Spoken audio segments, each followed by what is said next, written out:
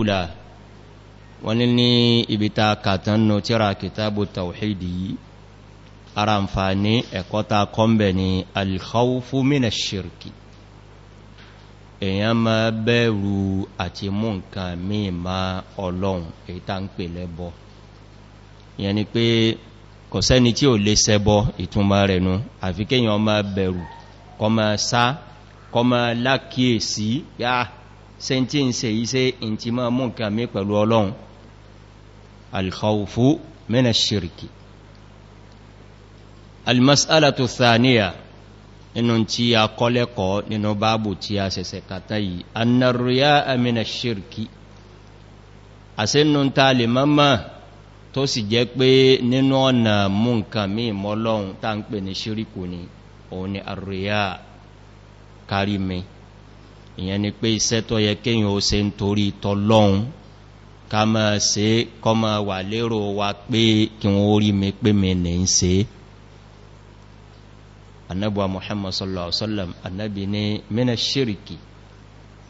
inú ran ìdá nǹkan pọ̀ mọ́lọ́un ni kéyàn máa ṣe iṣẹ́ ìbádà tó yẹ kó ṣe fọ́lọ́un in ṣe fọ́lọ́un o in tí ó jẹ́ ṣíríkù akíbárù nù o lànàbí fi sọ pé sallallahu alaihi wasallam ṣírikún asgaru ìdá nǹkan pọ̀ mọ́lọ́un ni àmọ́ tí ó sọ ọ̀yàn di kèfèrí tí ó mú yàn kó nú islam torí pé kìí ṣe pé ìrun tí ń kí olóhun òkí fọ́lọ́un mọ́ kùrùkẹrẹ rẹ̀ tí ń ṣe ń bí mọ́sálásí kò pé wọn ò ṣe ń torí tọ́lọ́un mọ́ àmọ́ in tún ní láníyàn pé kí wọ́n rí pé mọ́ mọ́ kí wọ́n rí pé èmi mọ́ mọ́ ṣe eléyìí náà léwu kọ́dà nù hadith annabi muhammad sallallahu alaihi wasallam annabi ni tó bá dijọ́ gbéǹdé alkiyama àwọn ìrìn èèyàn mẹ́ta kan nínú àwọn àkọ́kọ́ tọ́lọ́wọ́ kọ ní wọ́n fi kó iná kí wọ́n fi jóná ọlọ́mọ́síwá lọ́mọ náà kí ní àwọn ìrìn èèyàn mẹ́tẹ̀ẹ̀ta yìí ọ̀rọ̀ ríyáwù yìí ló kó bá wọn o àkọ́kọ́ nù rajulun ta'allama al-Qur'ana wa 'allama ẹni ó kí al-Qur'ani tó kọ́rọ̀ ọlọ́run òun náà mà ó sì tún kọ́yàn kí ní wàá fà kí wọ́n fi ní wọ́n wọ́ lọ́nú náà òun ni pé àrùyà gbogbo à ń kéwú à ń kọ́yàn à ń ṣe wáàsí kò sí nǹkankan tí ń bẹ̀lẹ̀ mi pé kí wọ́n mọ̀ pàwà lámọ́sí kí wọ́n rí pé tí ń bá ń tànkàrà kéwú báyìí tí ń bá ń ṣe tìláwà báyìí kọ́dà ń bẹnu hadithi pé òun náà wà yóò ṣe mọ̀ ńgbàtọ́lọ́ bá ní ká màláíkà mú lọ́nà náà ńgbà òun yóò wà pé qara'tul Qur'ana fika wa 'allamtuhu olúwa mo kí alkùránì mọ́ ma kọ́dà mo tún kọ́wọ́n èèyàn ọlọ́run ní káwọn màláíkà ma dá lóhùn pé kadhabta òkúrọ́ ni ọ wa innama qara'ta li yuqal qari gbogbo ń tó torí ẹ̀ kéwú láyé ní kí wọ́n lè pọ̀ ọmọ ké wa qad qila wọ́n sì ti wí torí náà ìntọ́ fẹ́ gbà láyé òun náà wọ́n ti fún ọ ní lónìí yìí kò sí nǹkankan tó gbà ń bí pò kéwú mọ́ ọlọ́nkọ́ mọ́ sọ̀rọ̀ ti wà bẹ́ẹ̀ o àmẹ́dàkùn ẹjá fèsí káfí má pàtàkì al-ikhlas àwọn àgbàlagbà tí wọ́n bá túnmà al-ikhlasu níjọ wọn ni ká fọ́ ẹ̀sìn mọ́ kí ni wọ́n pè kànga ìfọ́ ẹ̀sìn mọ́ kànga ìyẹn ni pé mọ́jẹ́ nǹkankan nú ẹ̀sìn mọ́jẹ́ nǹkankan jẹ́ tẹlòmí tọ́lọ́run nìkan ni ojú ọjẹ́ torí náà eléyìí ni inú hadithi tí mo ní annabi láwọn mẹ́ta kí ń dákọ̀ àwọn méjì tó kù inú ran àwọn méjì tó kù òun lẹ́n tó lówó ń kọ́ mọ́sálásí ń tọrẹ ń yọ zaka ń tọ́jú ọmọ òrukàn gbogbo ń tọ́ dá náà ní ṣe bọ́rọ̀ tí ẹ̀ náà bá tún wá fẹ́ já sí náà òun náà ṣe mọ̀ òun náà mọ̀ pé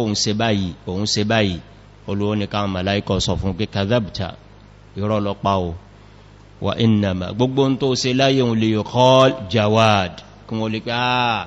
lámàáyí ń ta ọrẹ gbogbo ń tó torí ẹ̀ sínú wa qad qila wọ́n sì ti wí ẹ̀ríran ẹlẹ́kẹta kọ́dà yọ kẹni tí ọjagun sójú ọ̀nà tọ́lọ́un kọ́dà ẹ̀mí rẹ̀ lè bọ́ sójú ọ̀nà tọ́lọ́un àmá níyàn kí wọ́n rí pé bó ṣe wá nù hadithi kí wọ́n lè pé ṣùjá pé akíní tó bá ń jà lọ báyìí Olúwa ní wa qad qila wọ́n sì ti wí wa yu'maru bihi ila nari jahannam Ànábì láwọn mẹ́tẹ̀ẹ̀ta yìí inú àwọn tí ó wọná iná jahannama ni wọ́n wà kọlọ̀nkọ́ mọ́ sọ̀rọ̀ tí wà bẹ́ẹ̀ o àmọ́káwà náà kẹ́kọ̀ọ́ ń bí eléyìí anna riya'a mina shirk inú ran ìmú nǹkan pẹ̀lú Ọlọ́run tọ́lọ́run ọgbà wá láyé tí ó fẹ́ òun ní ká máa ṣe kárí mi kọlọ̀nkọ́ mọ́ sáàlà wá ń bẹ́ àmọ́ o almas'alatu thalitha annahu mina shirki al-asgar annahu mina shirki al-asgari inú ran Ànábì ló pè bẹ́ẹ̀ sallallahu alaihi wasallam pé ríyáwó ẹsẹ inú ran àṣírìkul akbaru ní ta ń pè ní ẹbọ ńláńlá ní tí mú yàkó nù Islam ní tí ń jẹ́ ṣíríkù asgaru ní pé ẹ̀ṣẹ̀ ńláńlá ni Olúwa ò sì fẹ́ àmọ́ràn ìmú nǹkan pọ̀mọ́lọ́n kéèké ni tí è sọ ní di kèfèrí ìbéèrè lè wá pé àwọn mẹ́tẹ̀ẹ̀ta tí wọ́n wá ní wọ́n wọ̀ná yìí tí wọ́n ti jẹ́ àti sàlàyé fúnra wá ń bí pé ìwọ́ná kò tún máa pé yàn di kíní ó di kèfèrí ìtumọ̀ wọ́ná ni pé yóò jíyà ẹ̀ṣẹ̀ rẹ̀ bọ́bá ìpọ́lọ̀ ń bá wá rí pé ìmánì rẹ̀ ọ̀yọ́ tán àti wí fúnra wá ń bí man kana fi qalbihi mithqala habbatin min khardalin dakhala aljanna yóò padà wá wọ aljanna ẹ̀rá wọn tí khalidina fiha àwọn tí ó máa gbénu nágbére òun lẹni tí ọba ti kó mùsùlùmí tó di kèfèrí wal-'iyadhu billahi azza wa jalla. Ar-rabi'a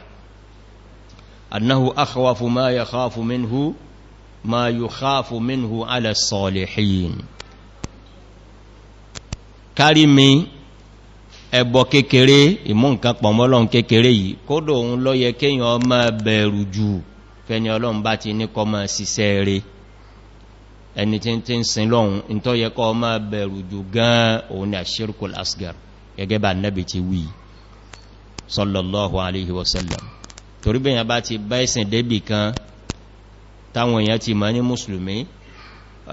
ọlọ́mọdé ara padà sí ibú òun náà ma mọ̀ pé kọ́dà kí wọ́n tún rí òun bí táà ti ń lọ fèrí kalẹ̀ fún nǹkan mí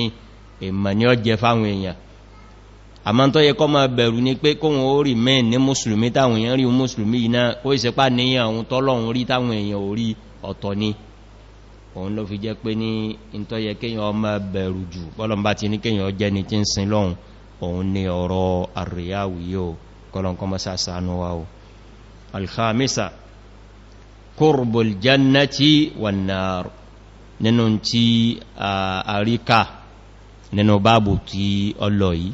ó ní pé àtàlìjánà àti iná kọ̀sọ́kan tó jìnà ìyẹn ni pé iṣẹ́ tí múyàn wà lìjánà ó jìnà iṣẹ́ tí sì múyàn wọ náà kọ̀lọ́ tíyàn èyàn lè ṣiṣẹ́ kékeré tí ó bá ti bá tọ́lọ́run mú kò sí pé nínú tí ó mú wọ nánú ó sì lè ṣiṣẹ́ kékeré kó bá tọ́lọ́run ọba mú kò gbé tí ó mú wọ alìjánà nù. As-sadisa ẹlẹ́kẹfà aljamu bayna qurbihima fi hadithin wahidin pé alìjánà àti iná òjìnà iná àrí méjèèjì ká nínú hadithi ẹyọ kan nínú báàbù tó lọ yìí kí ni hadithu náà ká rán ra wa létí. Naam anna man mata wa huwa yad'u min dunillahi niddan dakhala an-nar wa man laqiya Allaha la yushriku bihi shay'an dakhala al-janna. Ẹni tó bá lọ bọ́lọ́ ǹjọ́ tó lọ pàdé rẹ̀ tí ò sí ẹbọ lọ́rọ̀ ẹ̀ ọmọ àlìjánà ni. Ẹni ó bá sì lọ bọ́lọ́ ǹjọ́ tó kú láyé tí ṣíríkù ń bẹ pẹ̀lú rẹ̀ ẹbọ ìmú nǹkan pọ̀ mọ́lọ́hun kọ́dà bó kírun kọ́dà bó gbáwẹ̀ dakhala an-nar yọ wọ̀ náà o. Ìyẹn ni pé qurbul jannati wan nar ọ̀nà àlìjánà ó jìnà ọ̀nà náà ó sì jìnà ọlọ́nkọ́ mọ́sá ṣe wá lọ́mọ àlìjánà kọmọ ṣe wá lọ́mọ náà. السابعة إليك أن من لقيه لا يشرك به شيئا دخل الجنة ومن لقيه يشرك به شيئا دخل النار ولو كان من أعبد الناس والعياذ بالله. الحديث تاكا فراواني سناني شيخ تنوري بيتي ووافقين كان قرية ولو كان من أعبد الناس قد أبو يقوم لسن لونجو òun ló sin lọ́hun jù àmọ́ laqiya Allaha yushriku bihi shay'a tóun ti bí ti ń kírun bí ti ń gbáwẹ̀ ń lọ ájì lọ́dọọdún síbẹ̀ náà àṣíríkù ìpé nǹkan míì lẹ́yìn ọlọ́run ìsìn nǹkan míì lẹ́yìn ọlọ́run òkú olọ́rọ̀ ẹ̀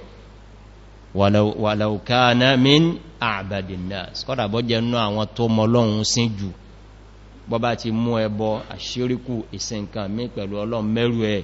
dakhala an-nar ọmọ náà ni ó kọlọ̀nkọ́ sọ wá ń bẹ́ o athamina al-mas'alatu al-'azima su'alul khalili lahu wa li banihi wiqayata ibadati al-asnam ẹ̀rẹ́ kan lánlátà nabi ibrahim bàbá ńlá wa nabi ibrahim alayhi salam tó kọ́ wa annabi ọlọ́run tí tún wá ń bẹ ọlọ́run pé wajnubni wa baniya an na'buda al-asnam olúwadakun àtẹ̀mí àtàwọn àrọ́mọdọ́mọ mi dákun ọlọ́run gbé wá jìnà síbi ìṣe ẹbọ ìbọ̀rìṣà bá nábi ibrahim bá ń bẹ̀rù tí ń bẹ lọ́n fẹ́lẹ̀ yìí kí n tèmi rẹ tẹ́mi wọ́ balẹ̀ tí a mọ̀ gbà káwọn èèyàn tàn wá pé ọba fẹ́ rí ọmọ àlìjánà ẹ̀sáwọ̀ àwọn alámọ́yìn ògbóró àwọn ọ̀rọ̀ báyìí ọ̀rọ̀ ẹ̀tàn ni o annabi ibrahim alayhi salatu wasalam abul anbiya ẹ̀rù ń bà kọ́dà ní tún bẹ lọ́n pé ọlọ́run bó ti ṣe mílà nábì yìí mọ́jẹ tún rí tí ó gbé mi àtàwọn àrọ́mọdọ́mọ mi lé dọ́bí táàfí máa tún bọ̀ nǹkan míì lẹ́yìn wọ ọlọ́run ọba almas'alatu al-azima ọ̀rọ̀ ńláńlá lélẹ́yẹ o at-tasi'a ẹlẹ́ẹ̀kẹsàn i'tibaruhu bi halil akthari annabi ibrahim ń gbà tí ń bẹ ọlọ́run ọba yìí wajnubni wa baniya an na'buda al-asnam ó fúwálá pé sẹ́rù kan bá nábí ibrahim lásán láìsídì ni ẹ̀rù ọkàn bá innahunna adlalna kathiran minan nas olóhun ti rí ọgọ́rùn èèyàn tí Ṣẹ̀tánì ti sọnù táwọn náà ti mú nǹkan mẹ́ pẹ̀lú ọlọ́run àṣẹ́nu tó yẹ kó máa dẹ́rù bá àyàn òun ní kéèyàn rá àwọn tó sọnù tó pọ̀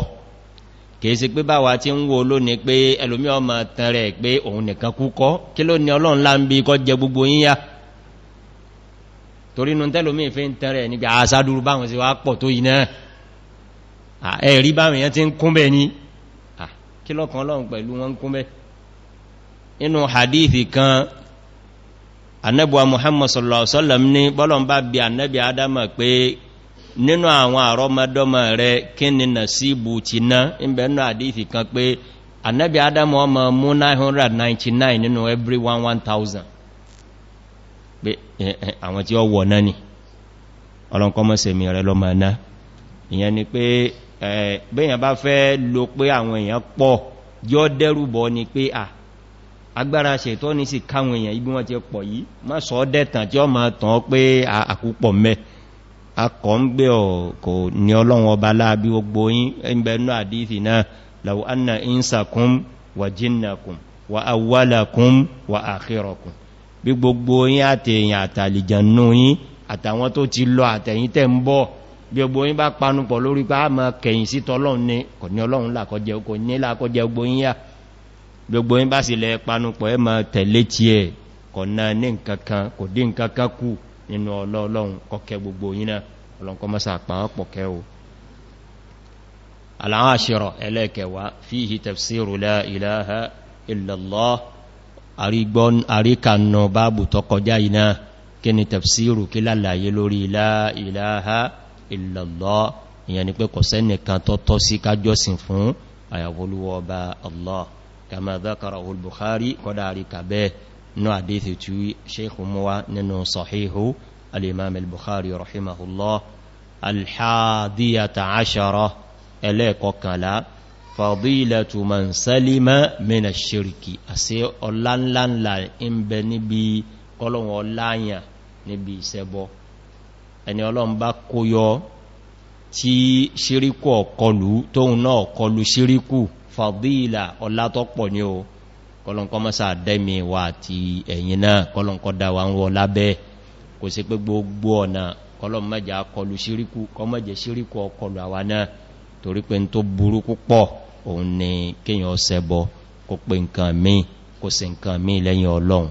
débi tó lúwọ bá fi ní inna Allaha la yaghfiru an yushraka bihi wa yaghfiru ma duna dhalika liman yasha gbogbo ẹ̀ṣẹ̀ lòun lè forí jiyàn o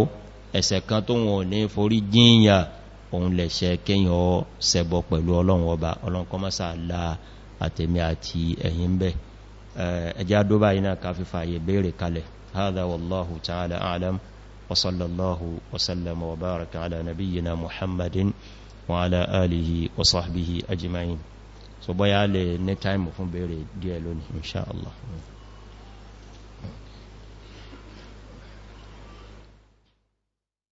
mọ́ mú ní márùn-ún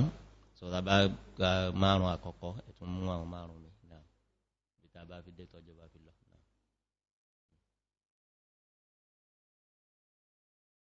àwọn obìnrin wọ́n lè kọ ìbéèrè tí wọ́n náà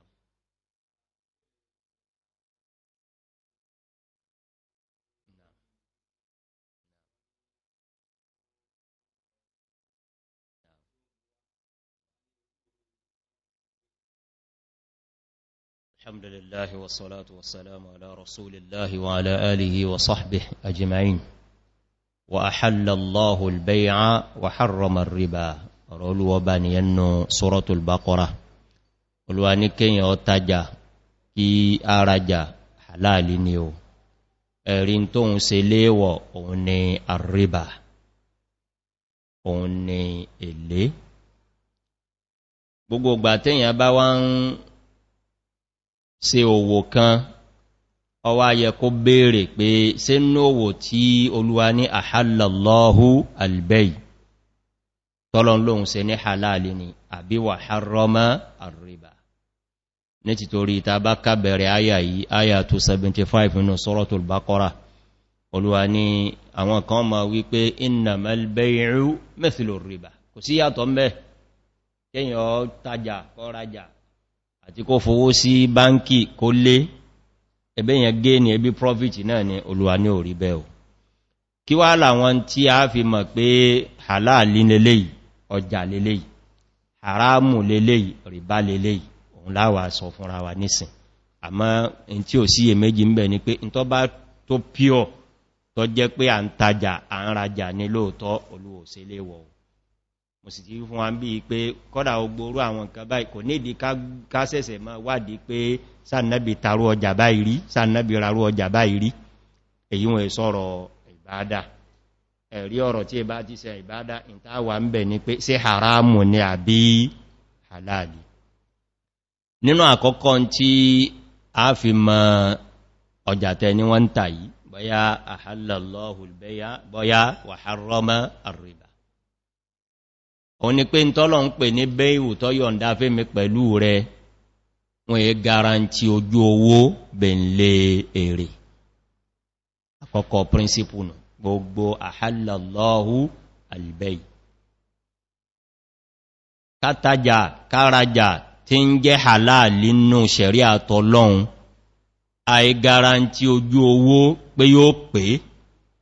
a ń bẹ̀ǹlẹ̀ pé kọ́dọ̀ gbọdọ̀ tún lé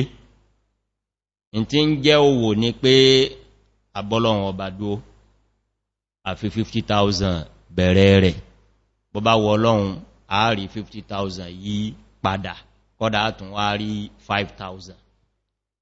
bọ́ bá wọ Ọlọ́run àárí 50,000 tàà kó sí yí padà kọ́dà yíò nẹ̀kankọ́ àátún rí 20,000 bọ́ bá sì wọ Ọlọ́run gbà míì kọ́dà 50,000 tàà dà sí yìí 30 láàrí mẹ́ òǹgùn ò ní pé mọ́ bèèlé ká mọ́ ìsẹ̀sẹ̀ wá béèrè èrè gbogbo bí tí ọba ti sé léyìí ń bẹ́ bẹ́yàn bá ní ahallallahu al-bay'a rìbá ní ń jẹ kìí sówò gbogbo owó téyàn bá ń ṣe gbogbo ọkọ̀ tí wọ́n bá rí wọn ó pè à ń ta góòlù à ń ta sílvà à ń ṣe mmm à ń ṣe ọ̀kan gbogbo tí ọba ti jẹ pé kò sí tí ó sojú owó rẹ̀ o kọ́dá iye báyìí ni ó tún máa jẹ lérè bọ́bá ti jọba òun nírú èyí tẹ́ wí wa harrama ar-riba ìtọ́lọ̀ lóhun ṣe léwọ̀ nánu inú tí a tún fi mọ̀ bọ́yá owó tí wọ́n ń ṣe yìí ahallallahu al-bay'a àbí wa harrama الربا nǹkan kan bẹ tí olúwa yọ̀ǹda fún wa bàbá la fẹ́ máa ṣòwò bàbá ti clear ti harrama riba tán inú ọmọ ìyá riba òun là ń pè ní algararu algararu in tí ò yé ẹni ọtajà ọmọ tí ọta ẹni ọrajà náà ọmọ tí òun rà èwọ̀ nínú ṣẹ̀ríà gararu yí wá pé sí àìmọye ọ̀nà ẹjẹ́ fún yín lápèjúwe kọ́dẹ̀ lè mọ́ ń tẹ́ ra kẹ́ mọ́ ń tẹ́ ta àmọ́ tó yẹ kẹ́ fẹ́nu rẹ̀ jóná kẹ́ panupọ̀ lórí ẹ̀ níbẹ̀rẹ̀ ọjà àìpanupọ̀ yín lórí ẹ̀ o lè sọ di haramu àfá Yunus tíra yìí sì dá ó sì wù mí o ẹ̀dàkùn ẹ̀ta fún mi ọdẹ ẹgbà mọ́ta fún yí lò ní àsámọ́ lọ́nà ìrìn ẹ̀mí rẹ̀ ní síra wa gbọ́ sámọ́ lọ́nà ìwọ̀ nínú ṣẹ̀ríà èyàn gbọ́dọ̀ mọ̀ èèlò ni mọ́ ta ọjà èèlò lọ́tẹ́yìn náà lọ́rùn tí ẹ̀rà from day one àmọ́ kìí ṣe dandan ni kọ́dà kíyàn sanwó àwọn ń bẹ nínú ṣẹ̀ríà àwọn ń bẹ nínú ṣẹ̀ríà òun lẹ fi gbọ́pàá Nábì sallallahu alaihi wasallam jọ́ta Nábì kú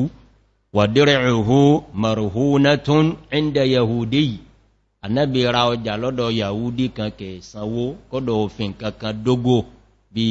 security pé fi sọ́wọ́ níjọ́ tí ń bá ní owó ìwà àgbà ń fún olówó ìyẹn ni pé kọ́dà kò sí dandan pé a bólẹ̀ sí lè tajà tẹ́ ìsanwó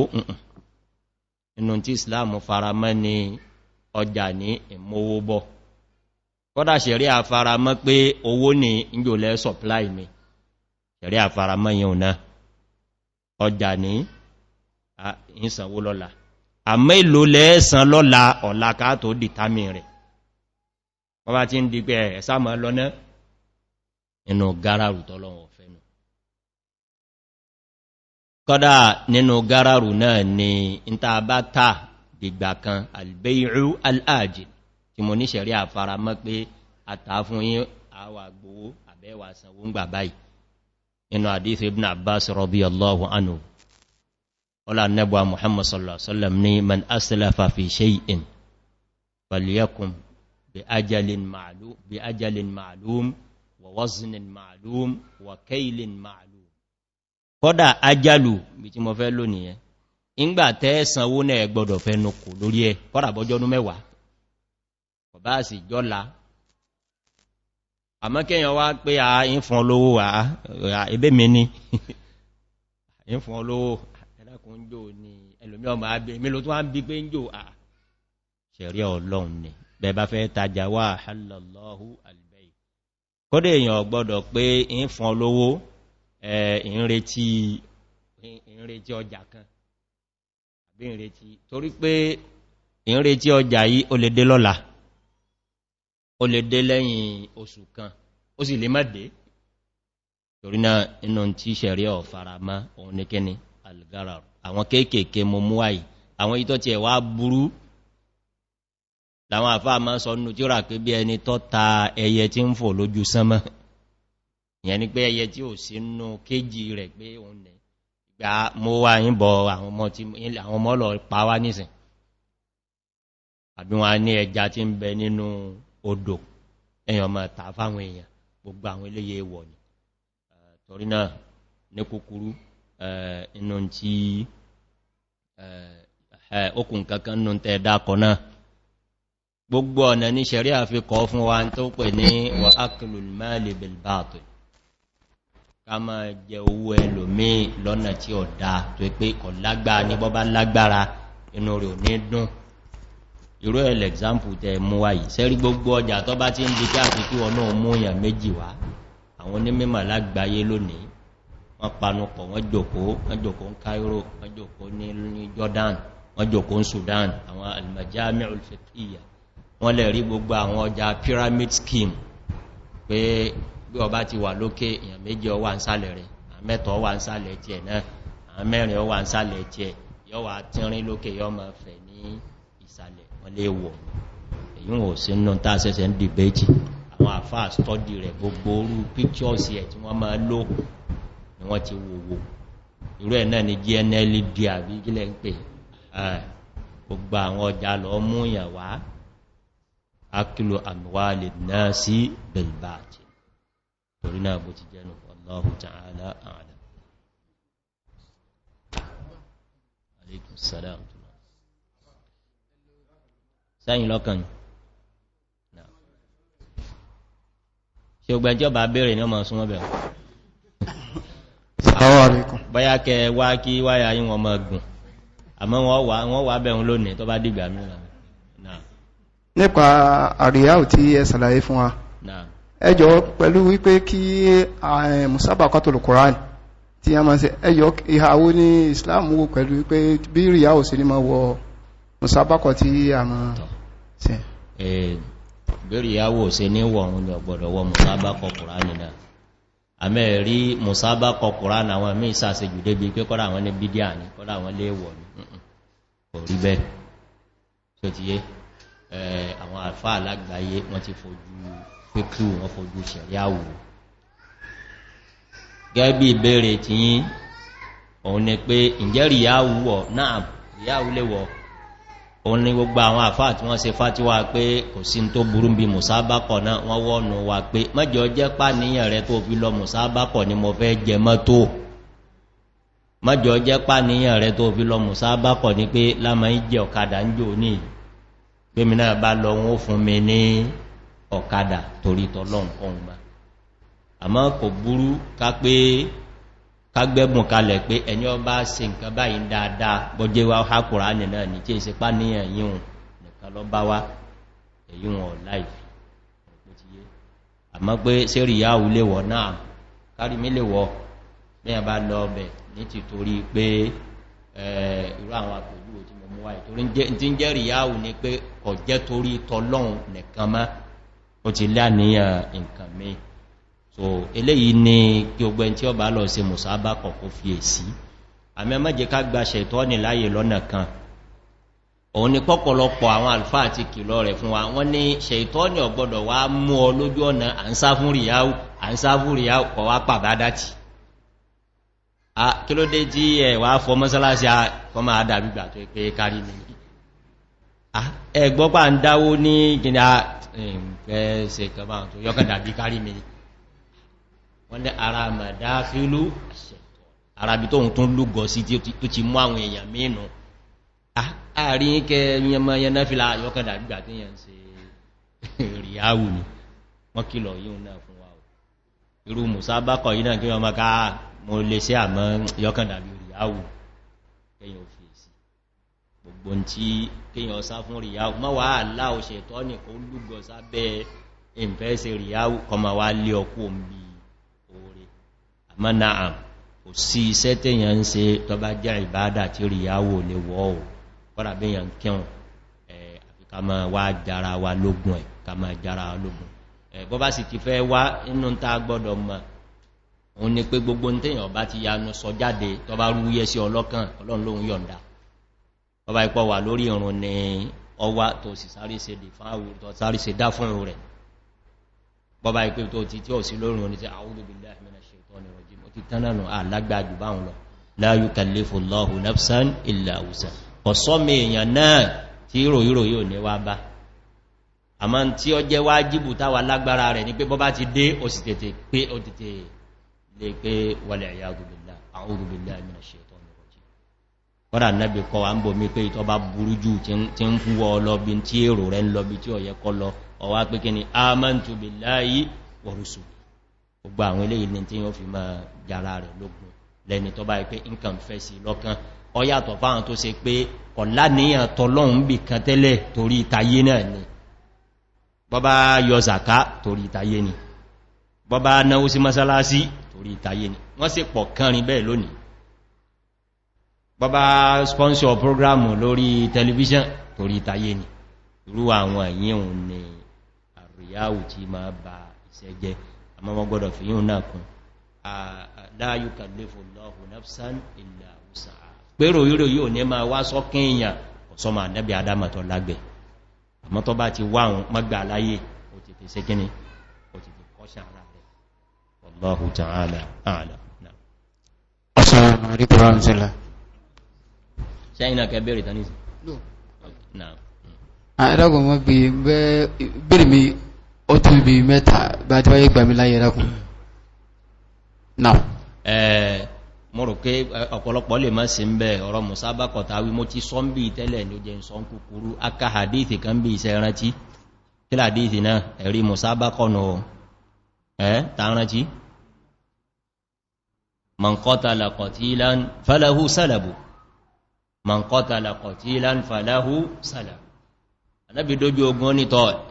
gbogbo aláwá ṣe jihadu àmẹ́ni tó bá ipòun ni òun nìkan lọ dárí kèfèrí kan mú tọ́lọ́nsì lóhun ni ọba wa yanjú rẹ̀ àkọ́dà nù tí ọlọ́run tó mọ́ fún ládá tí ẹ̀ fàlàwú sálàbùwú gbogbo tí ń bẹ lára kèfèrí hun tó fi kú ní òun lónìí àwọn alfáà ní èèyàn ni wá ọmọ èèyàn ni wá gbogbo àwọn sọ̀hábà tó gbọ́njọ́ òun yọ́ wà lẹ́mẹ̀ẹ́jì wọn náà gbá ẹ̀wú lámẹ́yìn kó sì jẹ́ pé mi mú ní èyí wọn ọ̀bá ṣe jẹ́ kéèyàn sẹ́yàn lákin nítorí àti kìí ṣe pé wọ́n kò lé nítorí pé wọ́n wá gbẹ̀wù níta ń wínú wọn ò kò lé láti pé wọ́n wá gba ẹ̀wù ẹnìkan ni mo fi ní bọ́ọ̀bà lọ mùsábákọ̀ mọ́jẹ́ ọjá níyàn ńlọ jẹ mọ́tò ńlọ jẹ ọ̀kadà lọ́ọ̀bà kò lé àmọ́ ká ṣe ra wa lákin pé inú táà fi encourage pé ẹwà mùsábákọ̀ ni ẹ̀rí táwọn àfáà máa lónìí man qatala qatilan falahu salabu torí náà gbogbo nǹkan ló níwọ̀n tún wọ́n sí kagbọ́rọ̀ ọlọ́run yé kagbọ́ ti tà nẹ́bọ̀ Muhammad sallallahu alaihi wasallam. Assalamu alaikum warahmatullahi. Mo ní ẹ̀dàkùn kọ́ṣẹ̀ mi gbé ní mẹ́ta ẹ̀dàkùn sẹ́lẹ̀ gbàmíláyì. Mo ní kọ́ṣẹ̀ mi tó bí mẹ́ta sẹ́lẹ̀ gbàmíláyì. Wọ́n yá kẹ bèèrè ọ̀kan tó bá tún di ìka àwọn ẹlẹ́ẹ̀kejì torí tọ́jọ́ bá ti lọ ástọ̀pù. Àkọ́kọ́ tí ẹ̀kọ́ bèèrè ọ̀kan nísìn ọlọ́run bá ní kó tún kàn yín ní márùn ẹlẹ́ẹ̀kejì ẹ̀tún bèèrè ọ̀kan. Àkọ́kọ́ ni pé ẹ̀wòí tí ọ bá tọ́ kánjú nínú bèèrè yìí ní ẹ̀kọ́ bèèrè méjì ní kánjú ẹ̀wòí tó bá kánjú jù. Àkọ́kọ́ ni pé ẹ̀tọ́ jẹ́ gbọ́n èèyàn lọ́kùnrin àbí lóbìnrin tí ó ń ṣe àkíkọ̀ so èèyàn bá sọ pé ìjọ wà ní ṣẹ̀ríà ní pé kó mọ ní ìjọ keje ó wá ní lọ́dọ̀ ẹ̀yin tẹ̀bílígì náà ni pé àmọ́ in tí a gbọ́njú bá ní pé ìjọ mẹ́jọ làwọn ó kò ẹ̀yìn sì bá sọ àti fi tó jẹ́ ẹ̀rí hàn nínú stamp bó sì jẹ́ kó rí nílé kò sì gbà so ó lẹ́tọ̀ kí yàn lọ síbi akíkọ̀ yàn àbí kò lẹ́kí tó yàn lọ kí yàn dẹ́yẹ sí àbí kí náà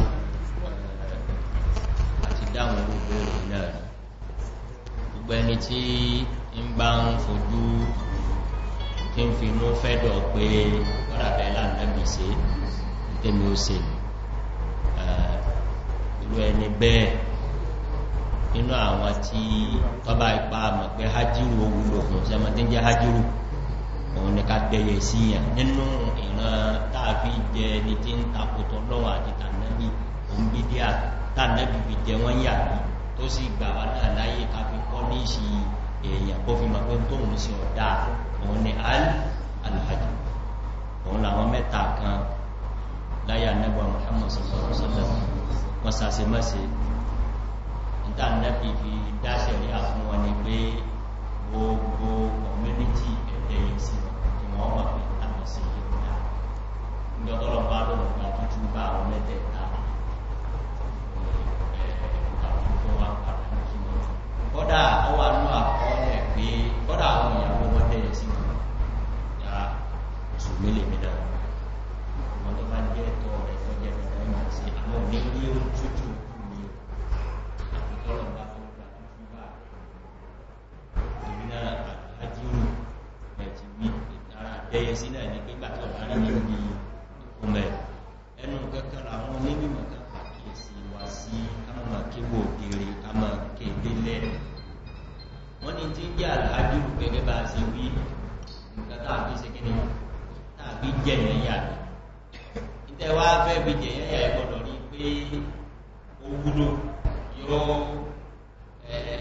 yóò ṣiṣẹ́ tí ẹfẹ́ kó ṣe àwọn mẹ́ta tí Ànábì ṣe hajjibu jọ yìí minority ni wọ́n àdúgbò majority ni àwọn lójú wúlò bọ́bá ipá wọn ni wọ́n pọ̀ táwọn mẹ́ta àtọwá ní àsìkò sí gbogbo ẹ̀yìn náà pé wọ́n mọ̀ bí wọ́n rẹ̀ ní ilé àgbàdẹ́ ìdẹ́ síwájẹ́ ara táwọn afá kí wà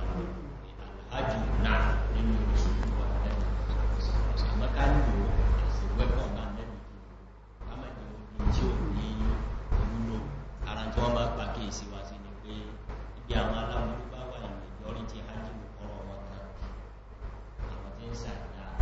ìwé bá pàwọn ní ẹsẹ̀ kíni àwọn ni wọ́n pọ̀ hajjíwò wúlò fún àwọn ilé ìdáni ìwọ̀n náà sí hajjíwò àbúrò wọn sí hajjíwò wọn ilé ìdáni wọn látàwọn àpapọ̀ àmọ́ òwúrú ẹ̀lá rí pé ẹni yìí hajjíwò wúlò ẹwà ń kó kọ́mọ̀ pé ní á àwọn ẹyẹ kọ́ wà ní òsì àbáwọn èèyàn náà mọ̀ pé ẹ̀rí lámọ́ yín bẹ́ẹ̀ ó ní bá ní ìyá síbẹ̀ àìwá tàbárí pé hajjíwò wúlò kí ló kù òun ní pé kéèyàn ọ̀nà máa ní ìka òwúrò máa ní ìka májẹ̀mú téèyàn fi wá lọ bí tí ọ̀dá ní pé bọ́ bá débẹ̀ wá ní dákẹ́ ọmọ àdáwò dúdú ẹ̀ báwọn ìlú pé kọ́dà ara wọn náà ń bẹ̀rù wọ́n bá wá lọ orú rẹ̀ wọ́n wá jẹ́ kí wọ́n mọ́ pẹ̀lú ọ̀nà mẹ́tẹ̀ ìtàtà náà ní àmì فإن لم يستطع فبي لسانه فإن لم يستطع فبي قلبه àmọ́rún tó sì ní wọ́n lẹ́tọ̀ sí ní àbádé sí ọmọ ọ̀pọ̀lọpọ̀ ọ̀dẹ́ ọ̀dá ìgbàwò sí ó wúlò àbí àgbà lọ́nà ní Assalamu alaikum warahmatullahi wabarakatuh. Ìbéèrè mẹ́ta lè mí ní àmọ́ gbàtẹ́ ní ìtò nǹkan jújù ẹjọ́ mú fẹ́ béèrè méjì. Ẹ̀ọ̀kan. Tọ́, ìbéèrè mi ni pé èèyàn ń bẹ téèyàn mọ̀ pé ẹni yìí ohun yẹ nǹkan wò. Àmọ́ téèyàn bá pàdé mi ò fẹ́ sálámọ̀ sí ìwọ́n máa ń fi ẹ̀yìn sí fẹ́ ṣe àìṣe ẹgbẹ́ bí pé á kí mọ́kì tí bá pàdé ẹ̀ níṣẹ́ tí ń fi á sálámọ̀ sí wà ní ẹ̀ka àsán. So ìgbà míì tó bá jẹ́ pé òun ló kọ́kọ́ rí mi yóò ní salamu alaikum èmi wà fẹ́ dá lóhùn pé wà alaikum salam èmi wà ní wà alaika àbí kí n sáà ní ẹ̀ka àsán mo á wò pé ṣé gbà téèyàn ṣe báyìí téèyàn ò ti ṣàṣe jù.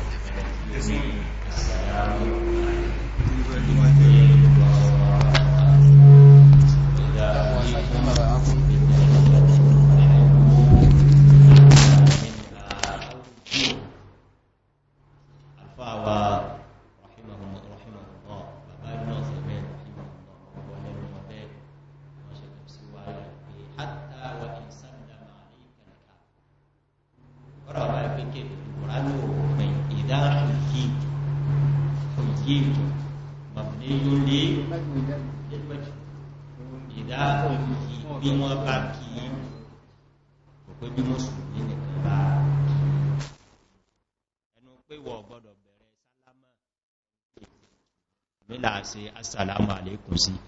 àmọ́ for whatever reason ẹni yòówù tó bá kíyàn pé assalamu alaikum èyí tó kéré ní kẹ́ pé wà alaikum assalam fa hayyu bi ahsana minha aw rudduha ní ẹ̀sàsẹ̀jù Amẹ́ríkà kọ́kọ́ ní ẹ̀sàsẹ̀jù nípa pẹ́ bẹ̀rẹ̀ sálámà ọ̀tọ́ ń bá sálámà sí ẹmọ́fẹ́ káàsán dáhùn sálámà rẹ̀ mọ́ ẹni wà alaikum assalam wallahu ta'ala a'lam. Assalamu alaikum Allah. Ìbéèrè tèmi ni ẹ dákun nípa ìrun iná sì ní sí ẹ ti sàlàyé fún ọmọ pé sẹ́rí ibi táwà bára wá ń bí àdánwò ni ara ń táwọn tán fi mọ́yàn lẹ́ni ọlọ́run lòun kà sí gẹ́yàn mọ́sẹ́ wò ẹwà jẹ́ ó yé pé iṣẹ́ ọ̀tọ̀ ọlọ́run ni kìí ṣe sẹ́ ẹni ọlọ́run ẹ sì ṣàlàyé fún kó yé pé nítorí pé òun sọpọ̀ ọmọ ìntọpamọ́ inú tọ́lọ̀un sí lóhun rí sáàbù fúnra àwọn wà indahu mafatihul ghaibi láàyà ẹkí ẹsí àyàwó fún kóhun náà rí pé Olúwa ní gbogbo kọ́kọ́rọ́ kọ̀kọ̀ kí ní ó ṣẹlẹ̀ láàyà alamuha illa ẹnìkan mọ́ òun lòun mọ́ ò ìyẹn ni pé bígbà tẹ́ ń bọ́ lọ́hun du ara ń tọ́lọ́hun lóhun fi ń jẹ́ Ọlọ́hun ọgbẹ̀ni ọba sì bọ́ lọ́hun du ìròyìn kan ní ìròyìn Ọlọ́hun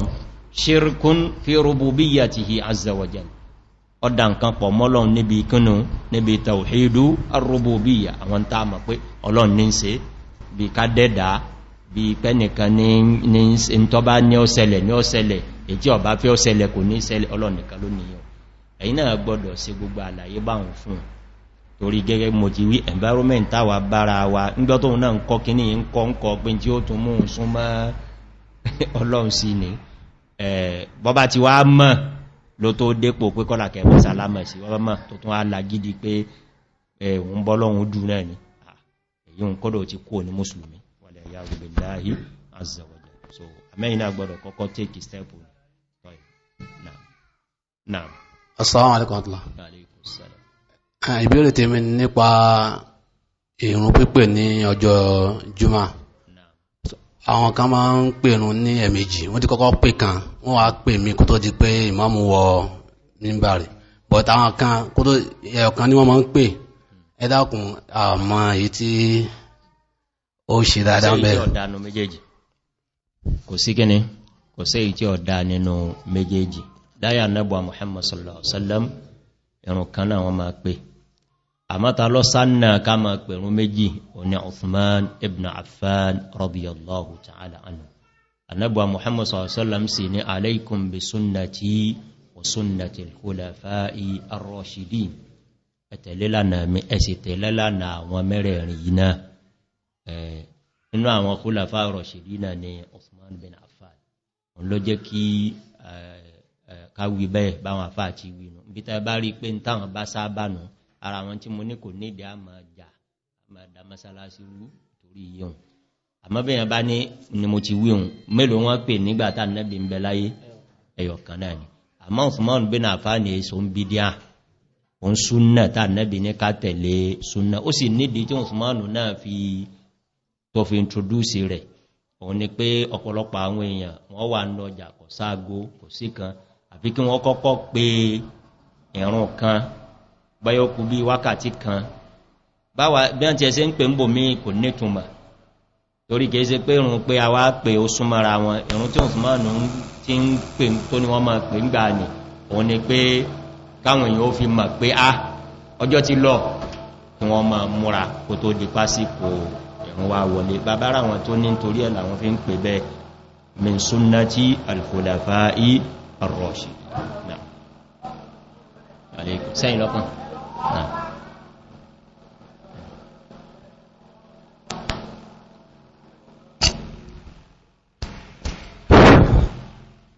Assalamu alaikum warahmatullahi wabarakatuh. Àmọ́ àfáà kan mọ́ ń sọ pé tí èèyàn bá ti wọnú mọ́sálásí tí ìmáàmù fi gorí mímbàrí ní pé èèyàn àwọn màláíkà tí ó kọrúkọ yẹn kalẹ̀ ní pé wọ́n ti lọ gbọ́ útúbà ní pé ṣé èèyàn ò ní ládàá jímọ̀ ni àbí kí ni ó ṣẹlẹ̀ náà. Bẹ́ẹ̀ ni Ànábì ló wí sallallahu alaihi wasallam Ànábì sallallahu alaihi wasallam ní hadithi tó lẹ́sẹ̀ lẹ́ Ànábì náà màláíkà kan iṣẹ́ tọ́lọ́run ó ní káwọn máa ṣe ń jọ jímọ̀ ní pé wọ́n máa rìkọ́ọ̀dù ìgbà tó ń kálukú bá dé masalasi àti ládá tọ́tọ́ sí Ànábì fi ní man raha fi sa'ati al-ula fa ka'annama qarraba badana wa man raha fi sa'ati ath-thaniya fa ka'annama qarraba baqara wa man raha fi sa'ati ath-thalitha fa ka'annama qarraba shatan wa man raha fi sa'ati ar-rabi'a fa ka'annama qarraba dajaja wa man raha fi sa'ati al-khamisa fa ka'annama qarraba bayda. Ànábì ń ka bẹ́ẹ̀ pé bí ládàá tẹni ọkọ́kọ́ dé bí ìgbà tẹ́yàn fi ràkúnmí ṣe sàárà ni àwọn tó tún dé lẹ́yìn wọn bí ìgbà táwọn fi màálù ṣe sàárà ẹni ó tún dé lẹ́yìn wọn bí ìgbà tó fẹ́rin ewúrẹ́ ṣe. Ànábì ń júwe bí ládàá yẹn ṣe pọ̀ jùra wọn lọ títí Ànábì bí ní ẹni ó bá dé lẹ́yìn èyíhun ẹran ọkàn adìẹ kọ́dọ̀ wá kan ẹ̀yìn adìẹ lẹ́yìn ẹ̀yìn adẹ̀hun Ànábì sallallahu wá ní tí ìmáàmù bá ti jẹ́ gbé ẹni pàwọn tí ó gbẹ̀yìn adìẹ àwọn làwọn tó súnmọ́ gbà tí ìmáàmù ó wọ mẹ́mbàrí bí ìmáàmù tí ń bọ̀ òun náà sáré jókòó bí ìmáàmù bá ti wá gun mẹ́mbàrí ìbẹ̀nà àdíthì bẹ́ẹ̀ ló tọpa màláìkà yìí yastami'una adh-dhikr àwọn náà gbọ́ kútúbà wọ́n pa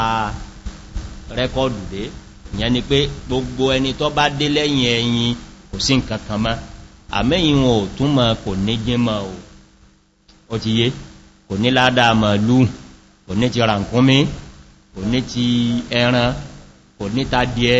kọ́dá kò ní ti ẹ̀yìn àmúníjímọ̀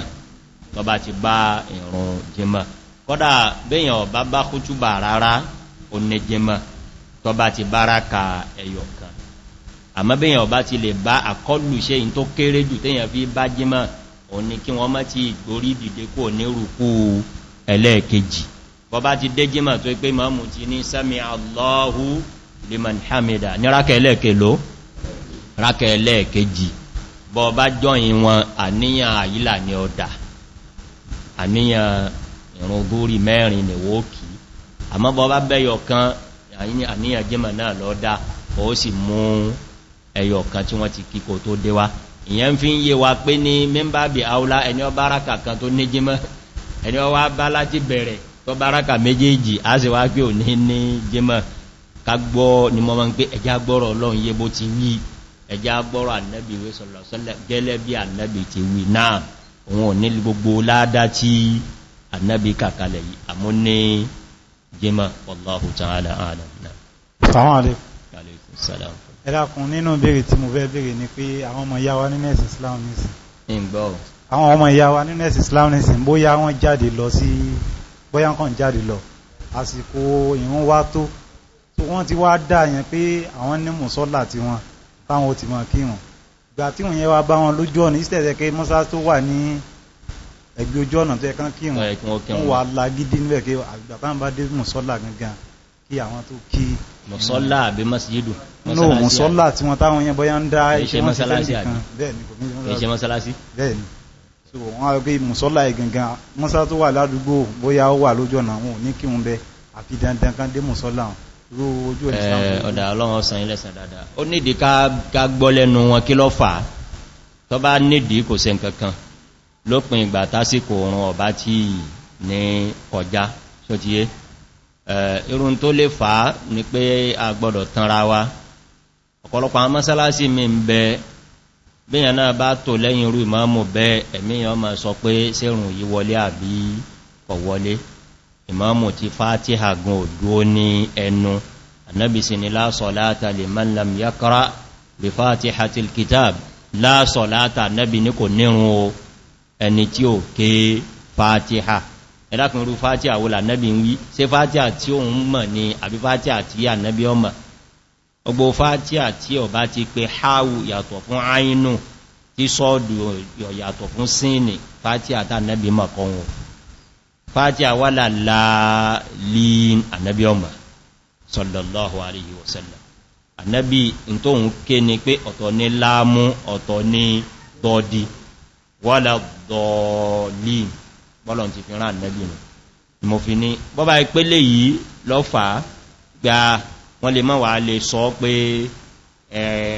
ọdí àbádé mọ́sálásí ti wa adha udhrun maqbul excuse tí ọlẹ́sẹ̀ lẹ̀ bọ́bá ìpé torí yíò àmọ́ tó bá jẹ́ torí àwọn àdí míì èèwọ̀ ni lápẹjúwe àwọn àti ìmáàmù ń já àbórópóhun ló yẹ kóhun ọjẹ́ ìmáàmù òfin jẹ́ kọ́dà irú mọ́sálásí tí wọ́n bá ń tí ń lọ kírùn ún bẹ́ẹ̀ kíyàn mọ́ bá wọn kí masjidu ad-dirar nù masjidu ad-dirar mọ́sálásí ìnira ìṣọ̀pínyà láàrin community musulmi lànàbí pẹ̀lú bẹ́ẹ̀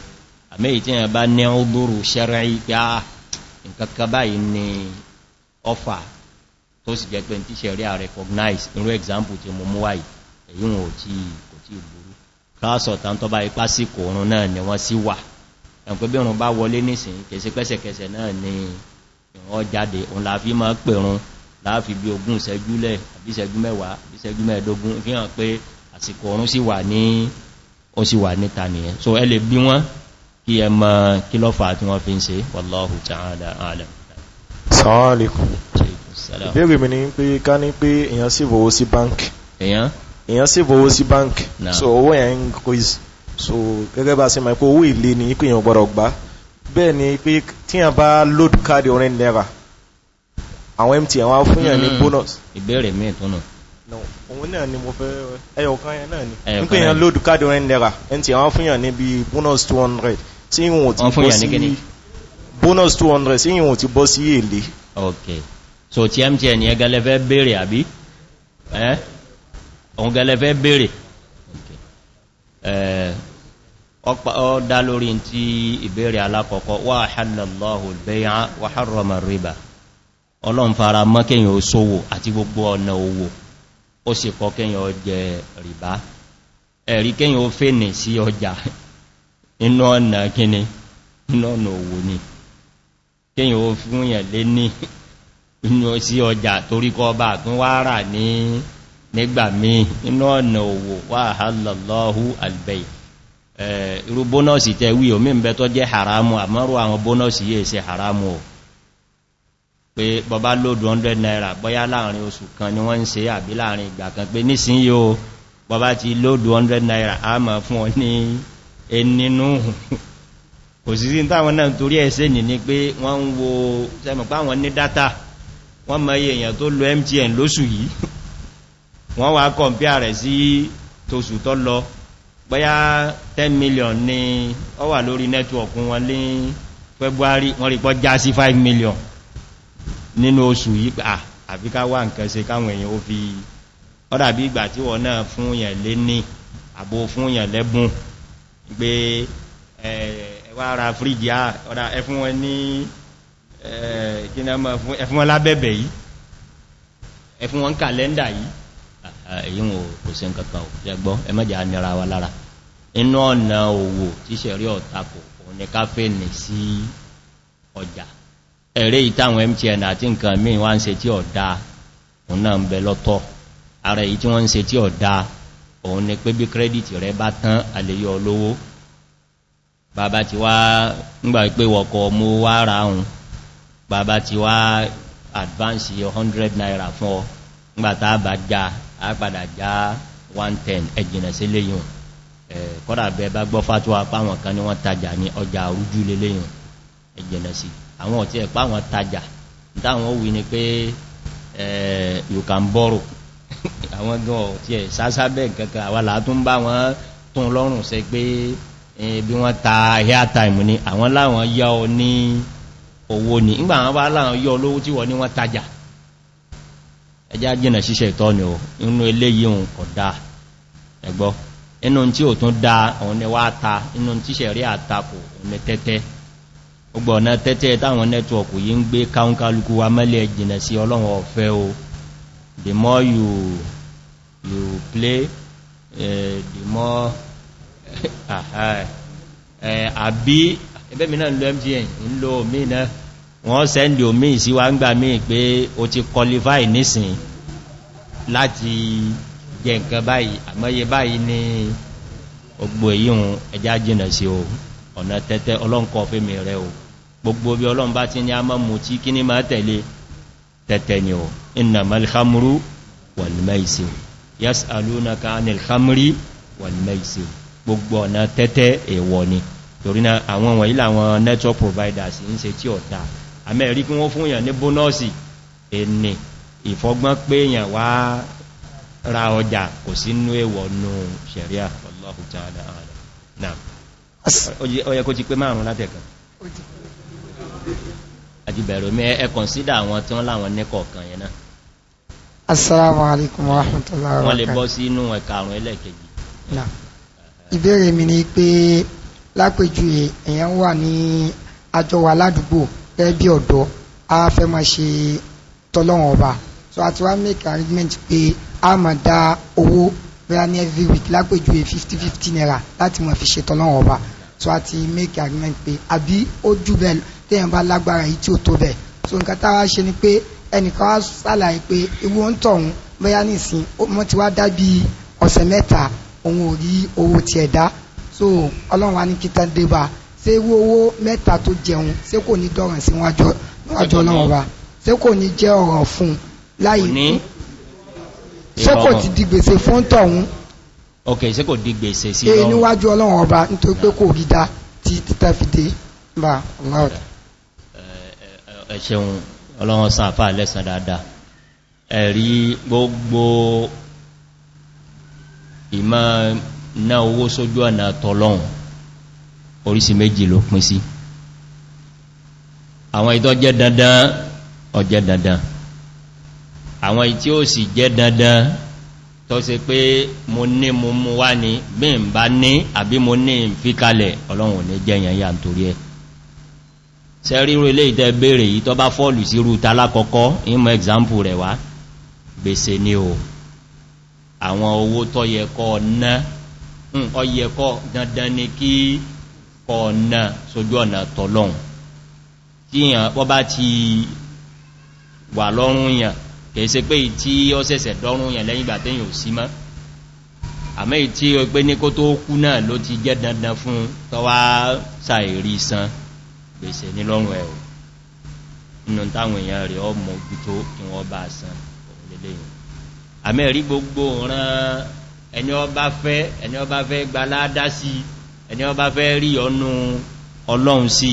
bọ́bá ní kò mú wá bí ọba ti ní kò jẹ gbèsè irú ìtẹ́ ìwí nísìn irú rẹ̀ nú pé ẹja máa dá 50-50 naira ẹja máa dá 50,000 ọdá ẹ̀yìn lẹ́mọ̀ tẹ́ ń wá lọ́dọ̀ ọlọ́run tó sì dá bẹ́ẹ̀ tọ́lọ́run fún yàn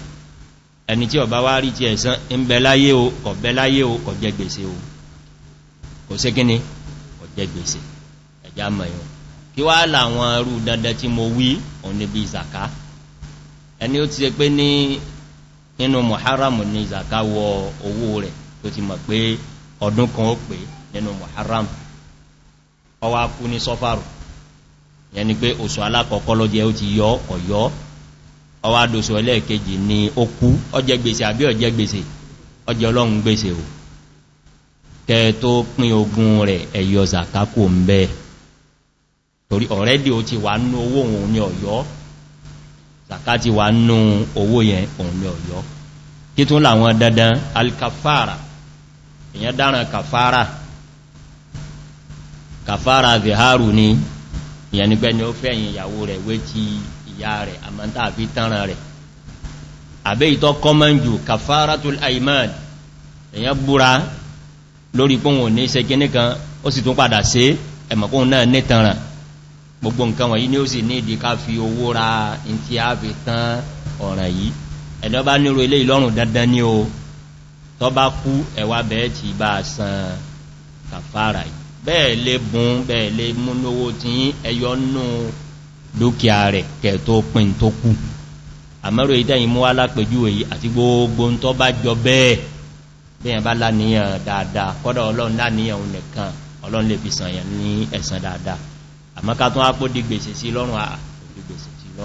torí pé tí ọba jẹ́ dandan jẹ́ gbèsè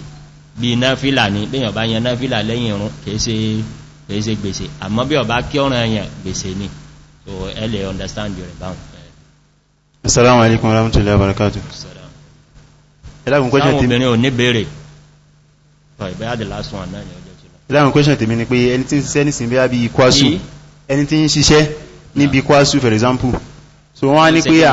àwọn ẹni tí ń ṣiṣẹ́ ní Mọ̀lété so ní everyday náà ti wá lọ bí iṣẹ́ àwọn tí wá ní tó ìrìn àjò làwọn wà gbogbo ìgbà tán fi wà ń bí iṣẹ́ òun kọ́sìrì náà kí ní Mọ̀lété bẹ́ẹ̀ ni láti Ìlọrin náà sì ń lọ so ẹni tó wá béèrè lọ́wọ́ mi wá ní tó má ti fẹ́ kí òun ò ní bá wọn kí tó so kẹtọ́ mo fẹ́ béèrè ní pé sí ẹlákun ìbéèrè tí ó dá àlàfà béèrè àwọn fi kwásù Mọ̀lété sàpèjúwe kónkálukúnà mú tó bá tún jọ mọ́ sàwó tí ọ̀nà kwásù náà nù àbí ẹ̀yẹ Ògbómọ̀ṣọ́ ṣe rí nínú ṣẹ̀ríà gbogbo ẹn tó bá wà lórí ìrìn àjò lọ́lẹ́tọ̀ àti dírùn tó bá wà lórí ìrìn àjò àmọ́ kí wá là ń pè ní ìrìn àjò ibi tọ́rọ wà nù gbogbo láti jọun làwọn àfáà tí wá device oríṣiríṣi ọ̀nà láti pé kìí ṣe pọ́ ọkàn jáde lásán lọ́wọ́ àpẹẹrẹ rẹ̀ ní onírìn àjò ọgbọ́dọ̀ rìn báyìí ní jọun nígbà tí ò sí mọ́tò tí ò sí gangan tí wọ́n rìnṣẹ̀ tí wọ́n ń gùn torí àwọn ẹlòmíì ṣe mistake yẹn ìgbà tí wọ́n ń fi ọ̀rọ̀ 46 km sí júwe ìrìn àjò kò sí mọ́tò kò sí kíní kò sí mọ́tò kò sí plane pé ìrìn tẹ́yìn ọba rìn tí ó fi rìn kìlómítà 46 onírìn àjò but kíní yẹn máa ń change pẹ̀lú bí custom wa náà bá ṣe ń change irú ìlú kan wà ní bọ́yárù mọ̀lẹ́tí tẹ́wì yẹn náà àbápẹ̀jú ètò súnmọ́jù nírú gama lọ́nà garage of ambi ìlú lọ́yìn òun náà lọ́tọ̀ àmẹ́wò bí lọ́rin tí ń extend díẹ̀díẹ̀ sí àwọn èèyàn fẹ́ lè máa ṣiṣẹ́ ní Ministry of Education wọ́n lọ kọ́ lé sí gama nísìn ẹnìkan mọ̀ tàti gama wá lọ́rin gẹ́nìkan ó pé ọ́dàbọ̀ ẹ̀káàbọ̀ ẹkùnrin àjò kò sí orí bẹ́ ń jọun but nísìn ó ti yàtọ̀